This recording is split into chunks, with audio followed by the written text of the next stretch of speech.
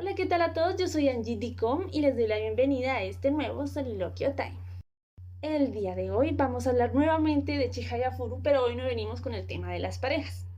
El día de hoy vamos a hablar sobre una de las metáforas más representativas que puso la autora en este muy bonito manga, que son las cartas del Karuta.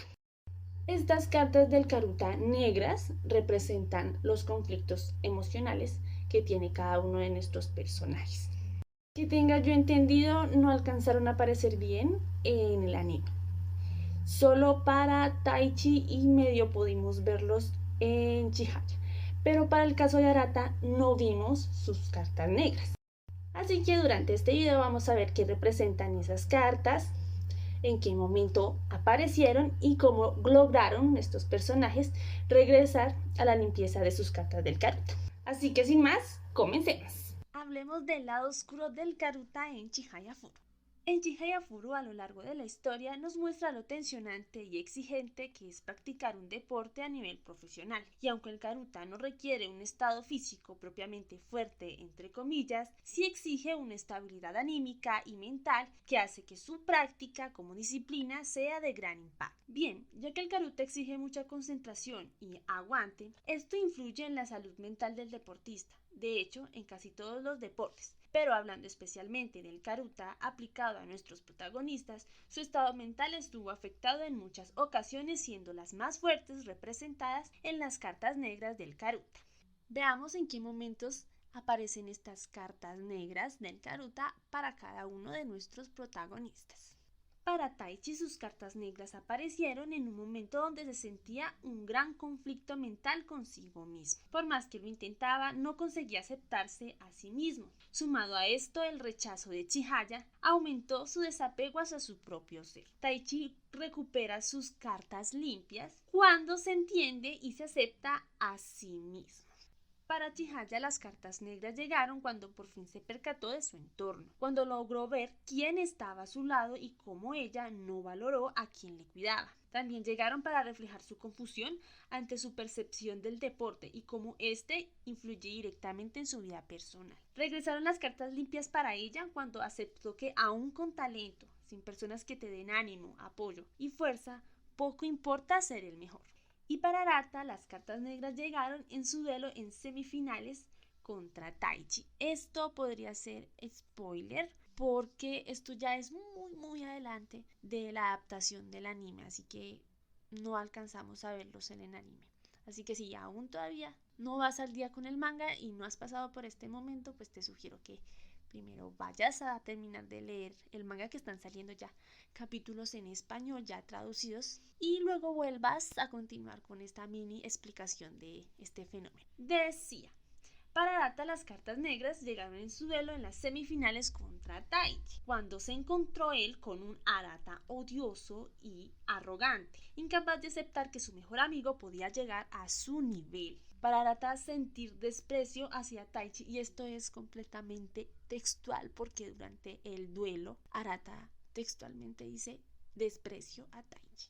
Luego de decir esto, él despertó un ser interno que pues no conocía. Y Arata en realidad no sabía si ese ser que estaba empezando a ver era quien verdaderamente él era. Afortunadamente, sus cartas limpias volvieron cuando aceptó a Taichi y lo aceptó como un amigo, como un compañero, como un rival y como alguien incondicional, que a pesar de todo siempre procuró su bienestar, aun cuando le dolía.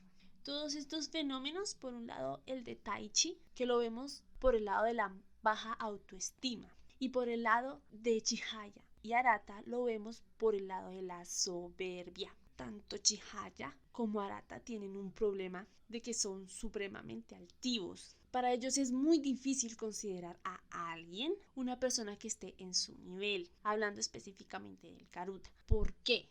Porque ellos viven en cada torneo buscando rivales a que vencer. Y ellos en realidad pocos se encuentran. ¿Por qué? Porque ellos tienen un talento nato para esto. Y logramos ver bastantes ocasiones en las que tanto Chihaya como Arata están en esa posición de altivez ante rivales que pues no son propiamente muy fuertes o dotados en cuanto al juego Así que siempre que veíamos estas ocasiones en donde superiores eran tanto Chihaya como Arata, siempre veíamos esa soberbia reflejada en ellos. Muchas veces las vimos y pues pueden remitirse al manga para ver que no es mentira lo que estoy diciendo.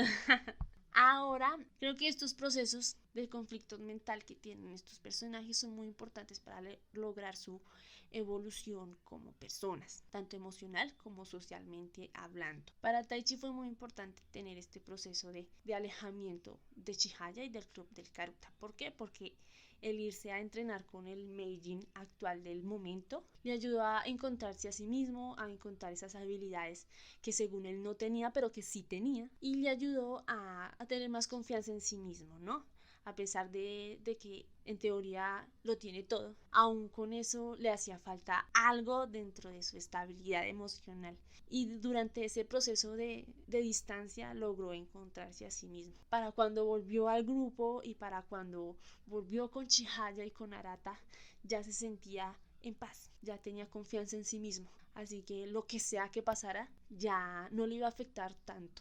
Así que para él fue un proceso muy importante. Para Chihaya también lo fue. Entendió que la soberbia no la lleva a ningún lado. Entendió también que las metas en la vida no solamente se componen de una sola cosa. El ser humano tiene dimensiones y cada una debe tener cierta atención y cierta prioridad. Ella aprendió que su vida, aparte del Karuta, también era importante. Así que a partir de todo este momento, de toda esta revolución de sentimientos, de todos los momentos difíciles que pasó no solo ella internamente, sino también el grupo Misuzawa, le ayudaron a entender básicamente todos estos conflictos que tenía y a resolverlos, a tener un poco más de humildad al momento de enfrentarse a ya sea a momentos de la vida o personas o a un rival en el juego de Karuta. Y para Arata también fue un momento de conflicto emocional muy importante y le pasaba exactamente lo mismo que le pasaba a Chihaya. Estos personajes, como les digo, al ser dotados naturalmente hablando, tienden a ser soberbios y esta soberbia los aleja mucho de la sensibilidad hacia los demás. ¿Por qué? Porque viven buscando un rival que esté a su nivel y por ende creen que nadie está a su nivel. Arata tenía este problema de soberbia y adicionalmente tenía un problema de sobreconfianza en sí mismo. Era excesivamente confianzudo en sí mismo. Y eso nos demuestra que sí, está bien tener confianza en nosotros mismos, pero tampoco tenemos por qué dar todo lo que nos pasa en la vida por sentado, es decir, asegurado. Este es un tema que me gustaría hablar en otro video, ya específicamente de Arata, porque sí, muchas de las oportunidades que tuvo Arata con Chihaya las perdió por ser él así, por creer que ya estaba todo completamente saldado y que solo era que pasara esto y aquello y ya.